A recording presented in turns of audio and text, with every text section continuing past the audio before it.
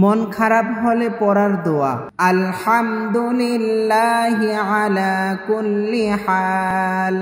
নিচের দরুদটি 10 বার পাঠ করলে আল্লাহর গজব থেকে বেঁচে থাকা যাবে। দরুদটি হলো আল্লাহুম্মা সাল্লি আলা মুহাম্মাদিন কুল্লামা যাকারাহুয যাকিরুন ওয়া কুল্লামা গাফালা আন যিকরিহিল গাফিলুন।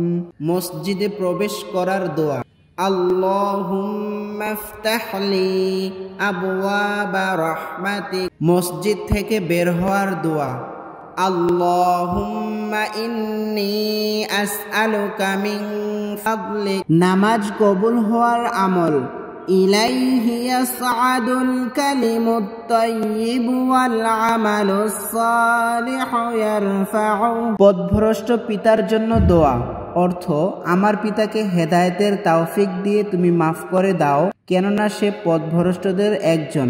সূরা আশ-শুআরা ৮৬ নম্বর আয়াত। ওয়াগফির লি আবি ইন্নাহু কানা মিনাদ-দাল্লিন। সূরা ইয়াসিনের ফজিলত যে ব্যক্তি সকাল বিকাল সূরা ইয়াসিন পাঠ করবে তার গুনাহ মাফ হবে, অসংখ্য নেক আশা পূর্ণ হবে, নেক আমলের তৌফিক পাবে, ঈমান মজবুত হবে।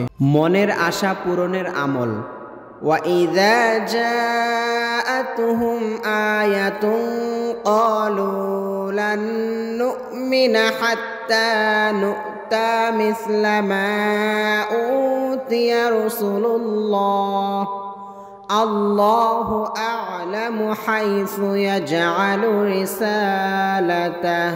মুসলমান হিসেবে মৃত্যু লাভের দোয়া আল্লাহুম্মা আনতা ওয়ালিয়্যি ফিদ দুনিয়া ওয়াল আখিরাহ তাওয়াফফানি মুসলিমান ওয়া আলহিকনি বিস সালিহিন। দোজখ থেকে নাজাত পাবার দোয়া আল্লাহুম্মা আজিরনি মিনান নার। সকাল সন্ধ্যা 7 বার এই দোয়াটি পাঠ করুন। গুনাহ মাফের দোয়া রব্বানা আমান্না ফাগফির লানা ওয়ারহামনা ওয়া আনতা খায়রুর রাহিমিন। তওবাহ কবুল হওয়ার আমল সুবহানাকা আল্লাহুম্মা ওয়া বিহামদিকা আল্লাহুম্মা গফিরলি ইন্নাকা আনতাত তাওয়াবুর রহিম। যদি কোনো জিনিস হারিয়ে যায় ইন্না লিল্লাহি ওয়া ইন্না ইলাইহি রাজিউন।